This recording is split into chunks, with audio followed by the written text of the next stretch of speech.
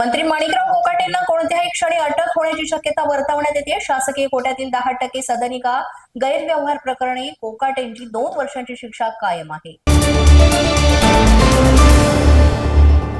संदीप नाईक हे पुन्हा भाजपमध्ये प्रवेश करणार असल्याची माहिती मिळते। त्यांची पुन्हा भाजपमध्ये घर वापसी होणार आहे। संदीप नाईक 2 दिवसात भाजपमध्ये प्रवेश करणार।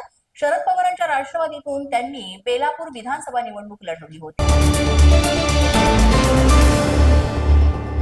भाजपकडून काँग्रेसला मोठा धक्का। आमदार प्रज्ञा सातव यांचा भाजपत प्रवेश निश्चित। उद्या पक्ष प्रवेश पार पडणार।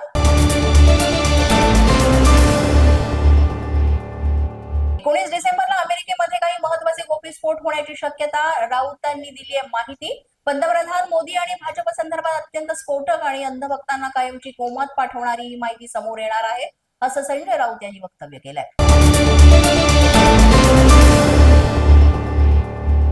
ठाकरे बंधूंच्या युतीवर आज शिक्कामोर्तब होण्याची शक्यता आहे। खासदार संजय राऊतांनी ही माहिती दिलेली आहे। मेळावा किंवा पत्रकार परिषदेतून युतीची घोषणा करणार असंही त्यांनी सांगितलंय। मुंबईमध्ये मनसेला 60 जागा मिळण्याची शक्यता। ठाकरे बंधू मेळावा घेऊन युतीची घोषणा करणार असल्याची माहिती। दादर वरळी भांडूपमधील काही जागांवर दोन्ही पक्षात सध्या रस्सीखेच असल्याची माहिती। मुंबई महापालिकेसाठी महायुतीचा जागा वाटप जवळपास निश्चित। शिंदेच्या शिवसेनेला मुंबईमध्ये 80 जागा जुटण्याची शक्यता। मुस्लिम बहुल मतदारसंघातील जागा शिवसेनेला सोडण्याची भाजपची तयारी।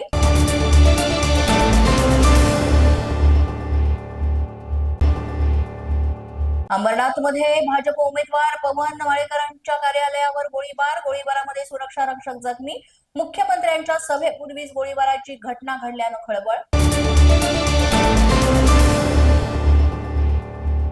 धाराशिवच्या उमरगानंतर शिंदे काँग्रेस युतीचं नवं पर्वत मुरुड फाईल्स। मुरुडमधील शिंदेची शिवसेना आणि काँग्रेसच्या युतीवरील अंबादास दानवेंचा टोला। सत्तेसाठी काँग्रेस समोर लोटांगण, दानवेंची टीका।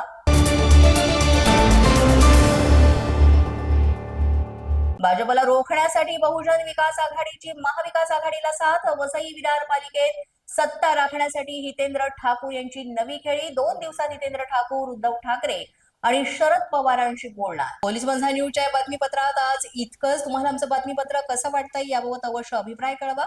यासाठी पोलीस माझा न्यूजचं YouTube चॅनल सबस्क्राईब करा। तसंच आमचं फेसबुक, इंस्टाग्राम आणि ट्विटर अकाउंट फॉलो करा। अधिक माहितीसाठी आमच्या www.policemazhanews.com या वेबसाईटला भेट द्या। आमचे अधिकृत प्रतिनिधी व्हायचं असेल तर स्क्रीनवर दिलेल्या क्रमांकांवर आजच संपर्क साधा। आजच्या बातमीपत्रात इतकंच। पुन्हा भेटूया पुढील बातमीपत्रात। तोपर्यंत पाहत रहा पोलीस माझा न्यूज।